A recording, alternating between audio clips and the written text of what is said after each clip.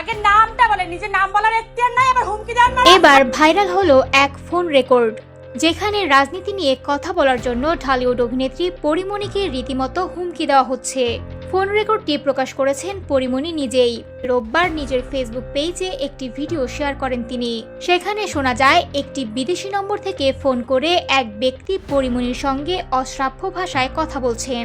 Phone আলাপে ওই ব্যক্তি তাকে উদ্দেশ্য করে নানা কটূক্তি করেন এবং রাজনৈতিক বিষয় নিয়ে কোনো মন্তব্য বা সামাজিক যোগাযোগ মাধ্যমে কোনো ধরনের পোস্ট না করার জন্য কঠোরভাবে হুঁশিয়ারি দেন।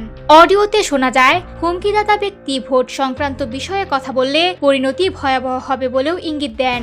কথোপকথনের এক পর্যায়ে নারী কণ্ঠে পরিমণিকেও জোরালোভাবে প্রতিবাদ করতে শোনা যায়। তিনি অপর প্রান্তের ব্যক্তিকে স্পষ্ট ভাষায় তার আচরণের নিন্দা জানান এবং ভয়ভীতি প্রদর্শনের বিরুদ্ধে অবস্থান নেন। ঘটনাটি প্রকাশের পর অল্প সময়ের মধ্যেই ফোন রেকর্ডটি সামাজিক যোগাযোগ মাধ্যমে ছড়িয়ে পড়ে। বিষয়টি নিয়ে নেটিজেনদের মধ্যে তীব্র আলোচনা শুরু হয়। অনেকেই বিষয়টিকে মত প্রকাশের স্বাধীনতার উপর হস্তক্ষেপ হিসেবে দেখছেন, আবার অনেকে একজন শিল্পীর ব্যক্তিগত নিরাপত্তা নিয়ে উদ্বেগ প্রকাশ করছেন।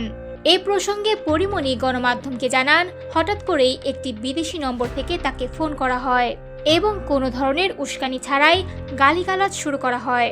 পাশাপাশি ভোট নিয়ে কিছু বলা কিংবা সোশ্যাল মিডিয়ায় কিছু শেয়ার করা যাবে না বলে তাকে হুমকি দেওয়া হয় বলেও দাবি করেন তিনি। ব্যক্তিজীবনের এই বিতর্কের মধ্যেও পেশাগত কাজ চালিয়ে যাচ্ছেন পরিমণি। তার অভিনীত একাধিক চলচ্চিত্র বর্তমানে মুক্তির অপেক্ষায় রয়েছে। পাশাপাশি গোলাপ নামের নতুন একটি সিনেমায় চুক্তিবদ্ধ হয়েছেন তিনি, যেখানে তার বিপরীত অভিনয় করবেন অভিনেতা নীরব।